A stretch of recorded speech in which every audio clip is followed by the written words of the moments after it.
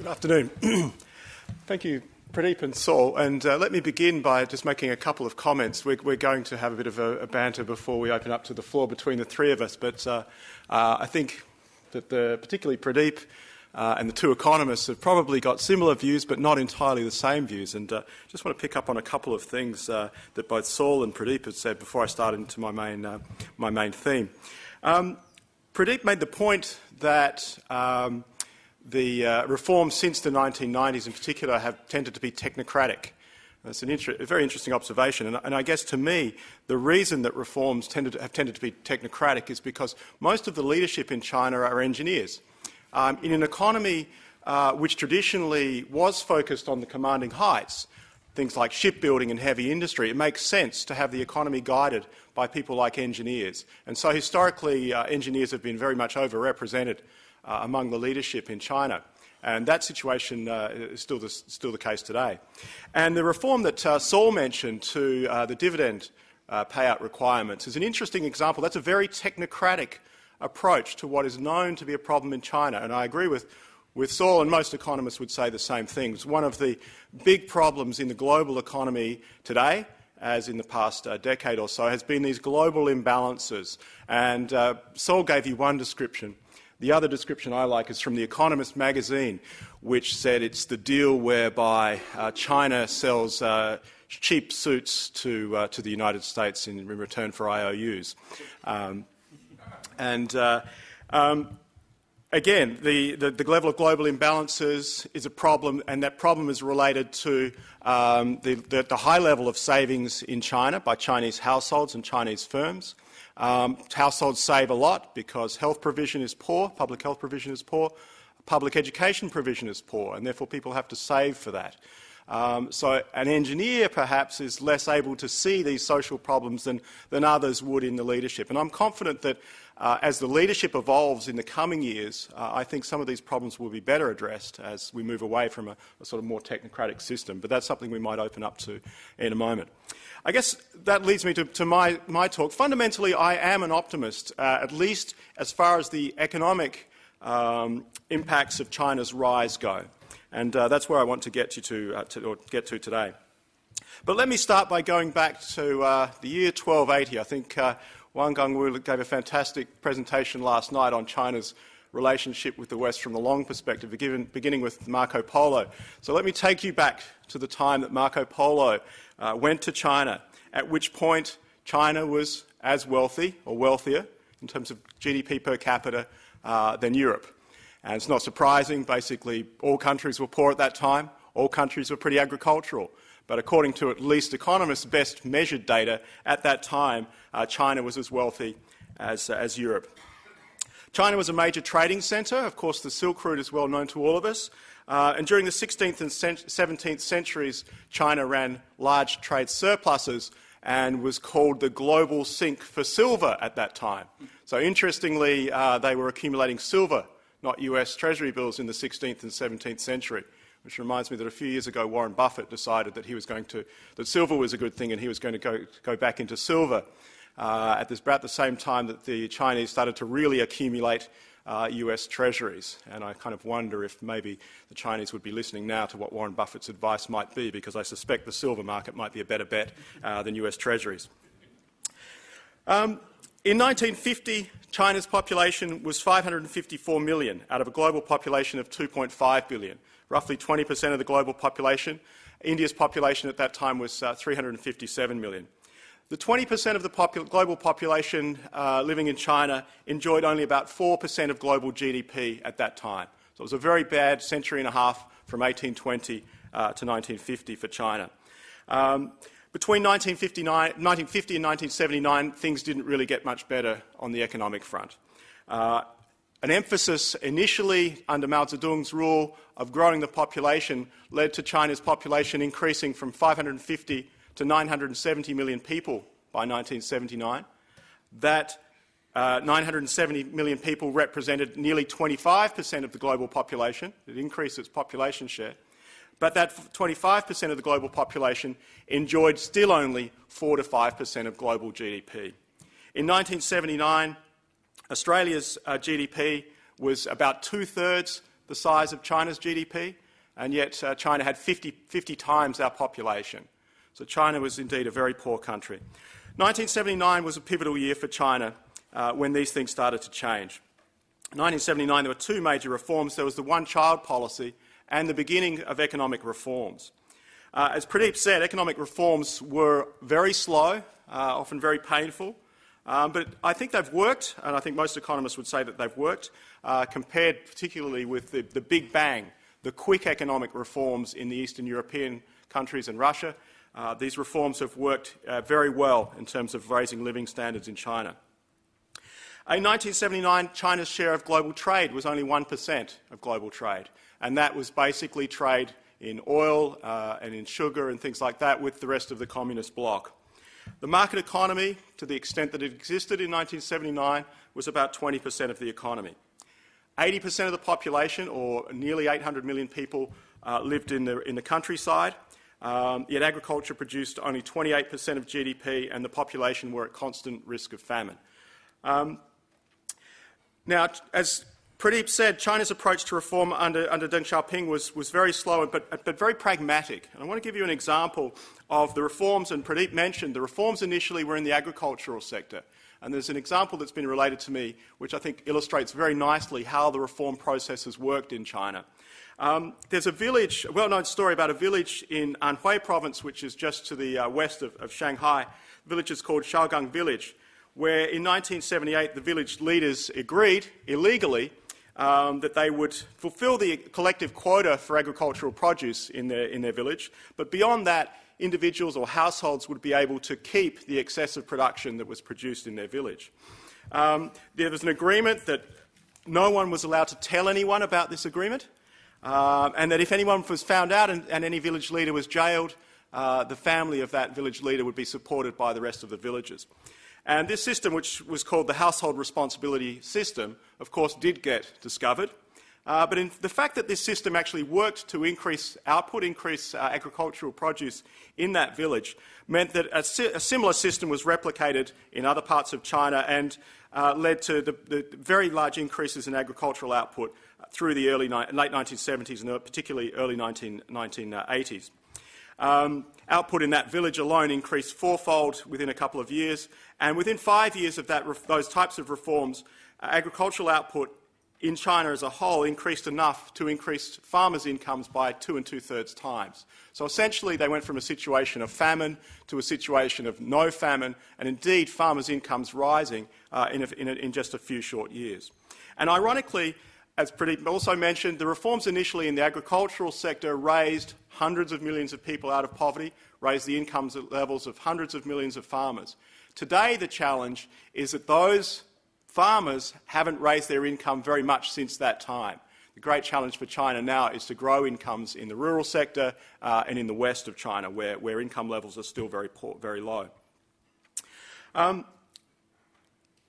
I think Pradeep's already mentioned the fact that the reform process started off being very pragmatic, and that example I've just given is one example of that.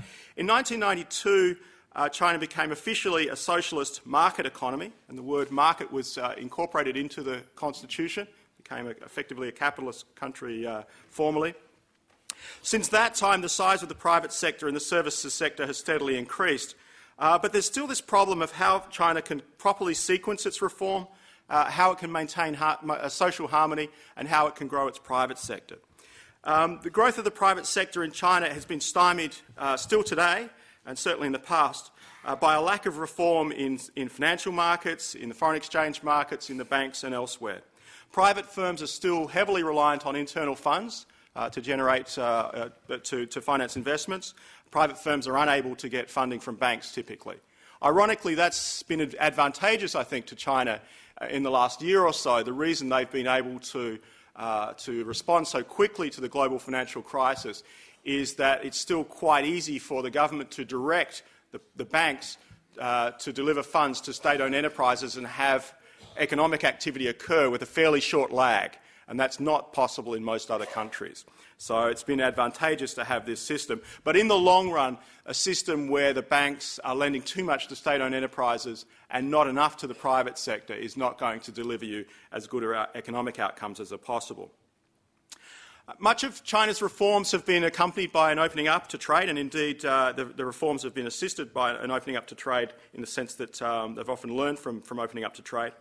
Again, the reforms initially were very step-by-step. Special economic zones were created and things were tried out in these special economic zones. There were tax concessions given and so on. These special economic zones encouraged exports. They relied heavily on cheap labour initially.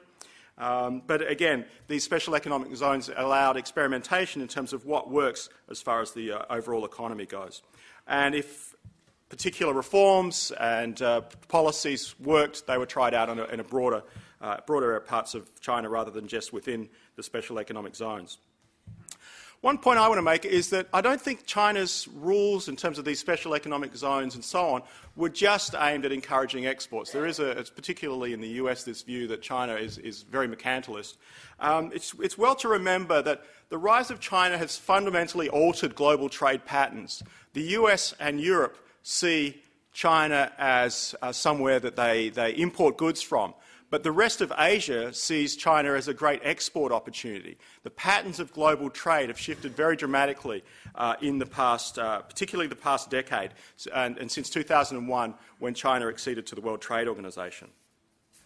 And indeed, many people in the US in particular complain that China takes manufacturing jobs from the United States. Most economists don't think that that's true. The reality is low-tech manufacturing jobs left Australia, left the United States many years ago. In the United States, with the North American Free Trade Agreement, a lot of low-tech, low-skilled businesses went to Mexico. Those businesses subsequently have gone to China, but long ago they left the United States. So the real challenge in terms of the sort of challenges to global economies from the rise of China comes to countries like Thailand, and Mexico, and countries that are competing at the low to medium skill end of the distribution, rather than to countries like Australia and the US, which have long been not at the forefront of low skill manufacturing. The opening up of China to trade has not been matched by the opening up of China at all on its what's called the capital account of its balance of payments. In other words, China has encouraged foreign direct investment, foreign companies or entities to buy stakes in Chinese companies, but China has for a long time not allowed, and only recently very much restricted, other flows, what are called portfolio flows, on the balance of payments. Portfolio flows are where people buy and sell shares in China, or Chinese citizens buy and sell shares overseas. So a large part of the capital account in terms of flows of money and flows of ideas and so on in other countries doesn't exist or hasn't existed until recently in China. As with other parts of the economy, the capital account in China is being reformed. They're reforming it in a typical Chinese way. They've introduced what's called a QDII and a QFII schemes, which put a quota on the amount of money that can go into China to buy shares and the amount of money that can go out of China to buy shares. Who can do those transactions is regulated. So it's a very typical Chinese approach to reform. And as with other reforms, they're sort of tinkering with those reforms. The size of the quota is being increased steadily, and I would anticipate that what will eventually happen is that those quotas will become non-binding. Anyone will be able to move money in and out on the capital account, but it will take some years to get to that point. Of course, the reason we sort of see the rise of China in Australia is Chinalco and other acquisitions by Chinese companies. That's an example of a capital account transaction. It's well to point out that currently the stock of foreign ownership of Australian assets is 1.724 trillion Australian dollars. That's 1,724 billion Australian dollars worth of assets in Australia are owned by foreigners. That's about 1.5 times our GDP. Of that $1.7 trillion, Chinese organisations own about $8 billion currently, less than half of 1%. That doesn't count the existing Chinalco stake in Rio because that's listed in the United Kingdom. But the current Chinese levels of ownership of Australian assets are minuscule. The flip side of the $1.7 trillion of assets owned by foreigners is our roughly $1 trillion Australian dollars that we own of foreign assets as Australians through our superannuation funds and elsewhere. Incidentally, that amount has doubled since 2001. So both sides of these transactions are increasing as we're integrating, as are other countries, with the global economy. That amount is, the Chinese holdings, our holdings of Chinese assets amount to about $7 billion, or 0.7% of our total foreign asset holdings. So at the moment, Chinese holdings of Australian companies, and this is at the end of last year, and Australian holdings of foreign companies in China are very, very small. And it would be astonishing if these flows didn't increase and the size of these stocks didn't increase very steadily in coming years. As China opens up its capital account, it will continue to invest offshore, and Australia would be seen to be a very desirable destination.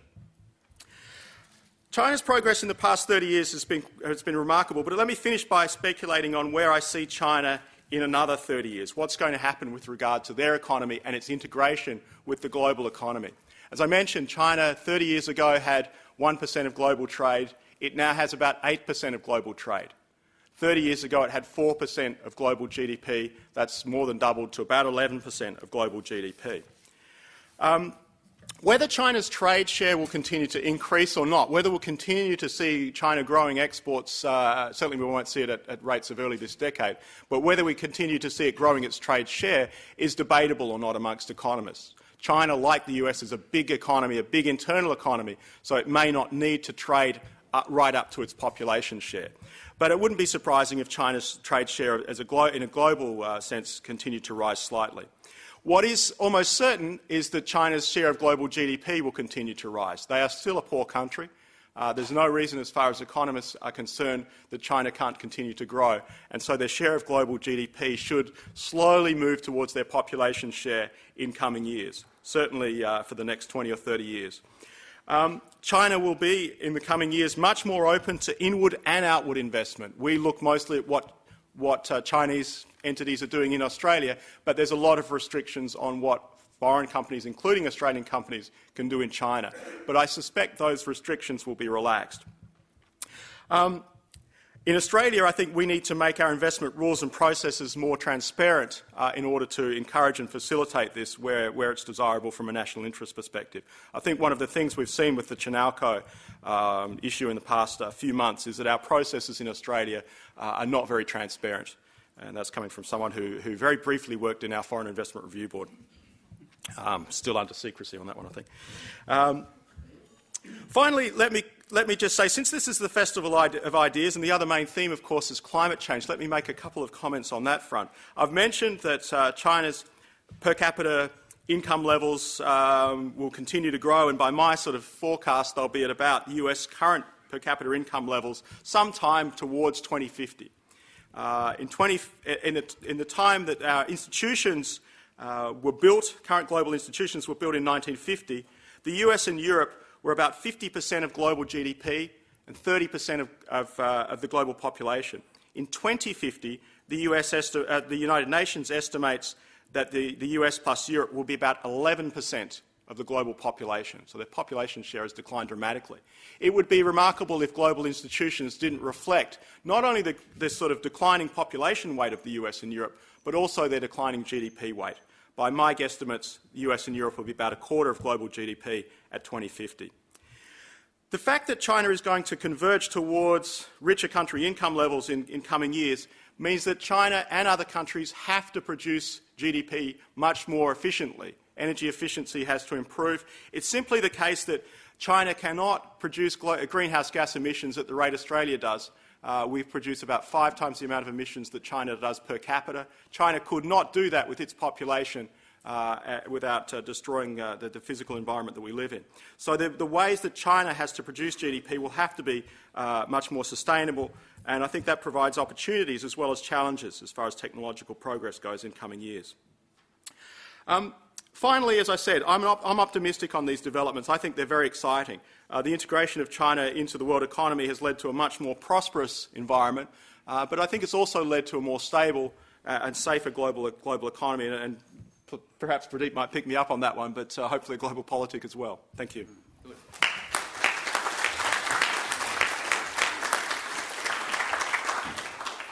Thank you very much. I'm going to allow each of our speakers just very briefly to open up our general question and answer time. by making an observation of what their colleagues have said, or possibly asking a question of them, just to get us going. So, Pradeep, can I start with you? Anything that either Saul or Mark said that struck a chord with you, or that you'd like to query? No, I mean, maybe I'll first comment on Saul's point, and I totally agree with the changes. I mean, I think it's unlikely that the share of public ownership in China is going to change dramatically anytime soon. But China can take some positive steps, and the idea of having Chinese companies to actually pay dividends will make a huge difference. And one of the reasons, for example, why this whole controversy about Chinese investments in Africa, this controversy has been raging for a number of years now, and it's not only Western NGOs who are complaining about it. Within Africa also, there are people who are quite opposed to many of the Chinese investments. And the reason why Chinese companies are so successful in investing in those assets, for example, oil and gas in Africa, is because these companies can take risks that multinational oil companies cannot. Because these companies are not really very responsive to their shareholders, in other words, the Chinese public. Whereas multinational oil companies, if it was Shell or Exxon or BP, will have to be very careful about return on that investment. And I think if China makes a move in that direction, that will be quite a significant move. So I totally agree. Thank you, Pradeep. Saul Eslake. Well, let me sort of put to Pradeep something well in his sphere of expertise. I've had the impression from visiting China a number of times since I first went there in 1994 that there is probably less demand for the kind of reforms that were being sought 20 years ago at Tiananmen and up to that point. Then there is less demand for those kind of reforms now than there was then, in part because many of the Chinese people who wanted those reforms then saw what happened in Eastern Europe and in particular in Russia when they got them and China didn't, and rightly or wrongly drew the conclusion that instant political freedom tended to lead to economic collapse and the loss of national prestige. And over the period since then, the Chinese Communist Party would probably say they've kept their side of a bargain, which says we'll deliver continuous rapid improvements in living standards and you let us run the place according to our lights and don't dissent too much. So my sort of question is, how far away are we from the point at which, if the history of most other countries is any guide, you get to a point where enough of the population feels that they are sufficiently materially well off, that they start to get more interested in having a say in how they're governed, which doesn't necessarily mean that they want dramatic changes in the way that they are governed in practice, but that they just want to have it. And therefore, how well is China likely to be placed to handle that kind of transition compared with India, which in a sense has got it the other way round? Big questions, Pradeep. Big question. A very quick response. And I'll try and be as brief as possible. We can come back to those things because Saul's raised a number of issues that I'm sure we'll come back to. I mean, Saul says that he went to China in 1994 for the first time. And clearly that was a few years after the Tiananmen Square, and there wasn't much of a public appetite for political change, largely because of what people had seen happen in 1989. So at that time, Deng Xiaoping in 1992 obviously decided that the response to the 1989 crisis was not to turn inwards, but to open up China even further. And hence the 1992 Southern Tour, the famous Southern Tour, when Deng Xiaoping went to southern Chinese provinces and urged the Chinese leaders in those provinces to open up the economy further. So contrary to what many foreign experts believe, that China will actually now turn inwards, Deng Xiaoping's response was quite the opposite. He said we need to open up. But at the same time, we need to hold the grip on political power, even more tightly. And as a result of that social compact between the Chinese government and the Chinese people, the government, by focusing on economic growth, by opening up the economy, guaranteed that it will continue to improve the living standards of the Chinese public. In return, it asked for patience. It asked for loyalty and patience on the political reform front. But the problem now is that since it's been 20 years now, since Tiananmen Square, and when it comes to political reform, if we use Deng Xiaoping's old saying about crossing the river while feeling for the stones, on the economic front, I think China is halfway in the middle of the river now, right? While still feeling for the stones.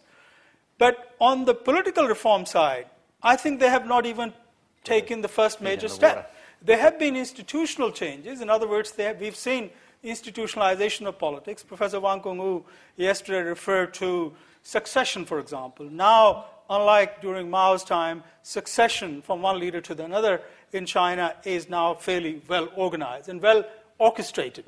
For example, we already know who the next leader of the Chinese Communist Party would be. We know who the next prime minister would be, unless, of course, there's a major political crisis in China. So that social compact is now being tested in the wake of this global financial crisis.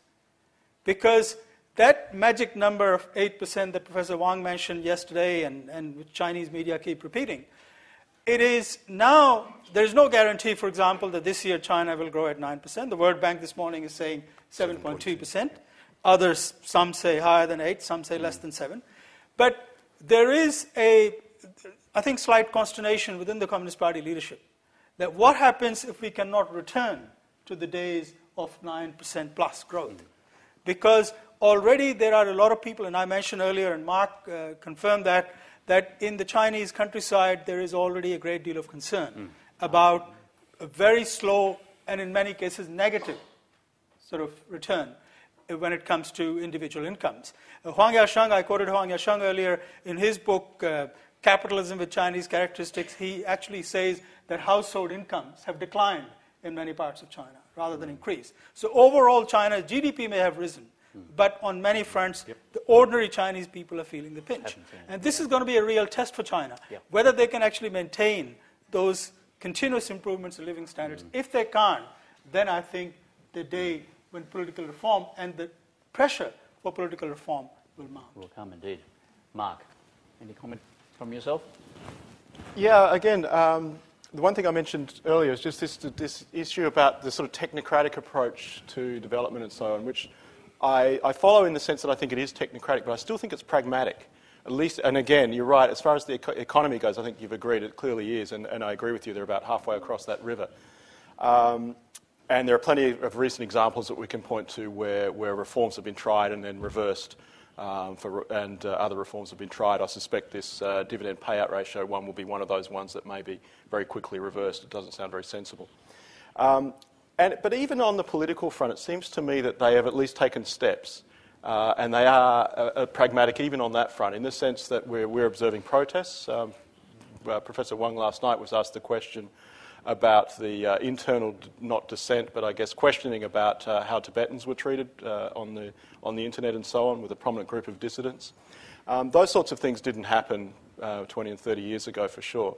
And increasingly we're seeing protests and so on. So it does seem to me that, as Professor Wang said last night, we're not going to see democracy anytime soon, and who knows when, if ever. But we are seeing experimentation and pragmatism even on that political front within the bounds of maintaining social harmony and maintaining the sort of one-party state, basically. The other point that I guess I'd like to raise with Pradeep is probably one a little bit off topic, but one that he brought up was this issue of China's aid and investment. And I guess I tend to disagree that aid currently is untied. I think what we're observing is still aid that is tied, but it's tied to multilateral agendas, not to country-specific agendas. So we've seen in the past that international aid from the US has been very much tied to US investment or US political ambitions. We're seeing now the aid to Africa encouraged by the United Nations through the Highly Indebted Poor Countries Initiative and so on, is encouraging particular types of reforms in those African countries that receive the aid. So I don't think we're really seeing purely untied aid even today. It's more multilateral aid. China has slightly different ambitions, and so it doesn't seem completely unreasonable to me that they pursue those ambitions. Can I just comment on that? Well, I'd actually Okay. leave it right there. I'd like to open up, if we may.